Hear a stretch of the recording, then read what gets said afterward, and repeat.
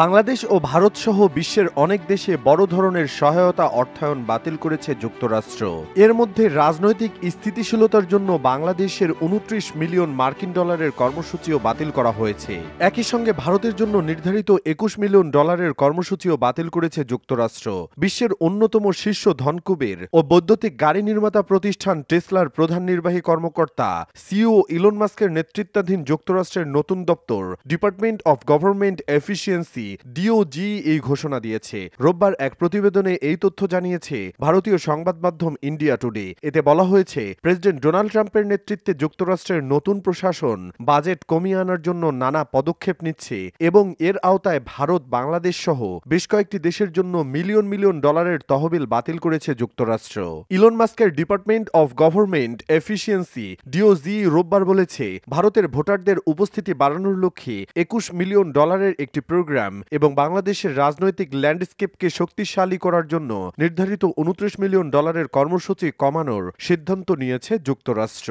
যুক্তরাষ্ট্রের পক্ষ থেকে আন্তর্জাতিক সাহায্যে বৃহত্তর কাটছাটের অংশ হিসেবে এই সিদ্ধান্ত নেওয়া হয়েছে। যুক্তরাষ্ট্রের এই সিদ্ধান্ত বাংলাদেশের রাজনৈতিক স্থিতিশীলতা ও ভারতে নির্বাচনী প্রক্রিয়ায় উন্নতির লক্ষ্যে নেওয়া মূল উদ্যোগগুলো প্রভাবিত করবে। ইলন মাস্ক অবশ্য বরাবরই জোর দিয়ে বলেছেন, বাজেট কাটছাট ছাড়া চলতে থাকলে আমেরিকা দেউলিয়া হয়ে যাবে এবং এই উদ্যোগটি প্রশাসনের পরিকল্পনা করা বাজেট ওভারহলের জন্য সামঞ্জস্যপূর্ণ বলে মনে করা হচ্ছে। উল্লেখযোগ্যভাবে ডোনাল্ড ট্রাম্প ভারতের প্রধানমন্ত্রী নরেন্দ্র মোদীর সাথে দেখা করার কয়েকদিন পরেই ভারতের সহায়তার বিষয়ে এই ঘোষণা দেওয়া হয়েছে। যদিও বৈঠকের পর দুই নেতা মার্কিন ভারত সম্পর্ককে শক্তিশালী করার জন্য গুরুত্বপূর্ণ ঘোষণা দিয়েছিলেন, তবে যৌথ বিবৃতি বা সংবাদ সম্মেলনে এর উল্লেখ পাওয়া যায়নি। আর বাংলাদেশে ২৯ মিলিয়ন ডলারের প্রোগ্রামটি রাজনৈতিক স্থিতিশীলতা বৃদ্ধি এবং গণতান্ত্রিক শাসনকে আরও উন্নত করার লক্ষ্যে নেওয়া হয়েছিল। ছাত্র জনতার অভ্যুত্থান ও ব্যাপক বিক্ষোভের মধ্য দিয়ে গত বছরের আগস্টে স্বৈরাচার হাসিনার নেতৃত্বাধীন সরকারকে ক্ষমতাচ্যুত করা হয়।